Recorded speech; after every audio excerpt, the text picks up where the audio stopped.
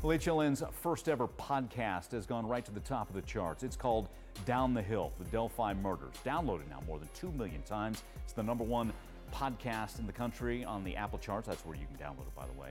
It's an investigation into the murders of 13-year-old Abigail Williams and 14-year-old Liberty German.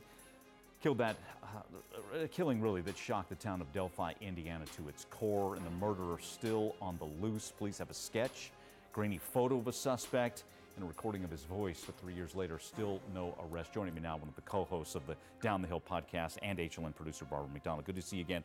So we're digging always for that next detail. We're finding out something unusual at the crime scene. What's that? That's right. We talked to the retired prosecutor from Carroll County, Robert Ives. He handled the case for about 10 months before his retirement at the end of 2017.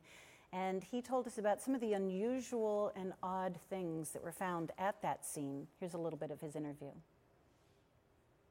All I can say about the situation with Abby and Libby is that there was a lot more physical evidence than that at the crime scene. And it's probably not what you would imagine, what people think that I'm talking about. It's probably not.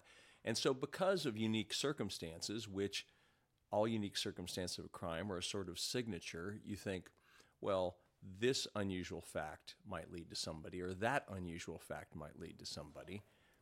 And I wish I could tell you, but again, that's up to the state police. Without telling us, was there a signature in this crime? Like, would you characterize something as a signature, like, without telling us what it is? I would say there were 2 or 3 things. I'd say at least 3. So signatures, Mike, you know this, but they are behaviors that the perpetrator would engage in at the crime scene that are not related to the killing. So they're things that the perpetrator might do that brings him some sort of psychological or physical satisfaction.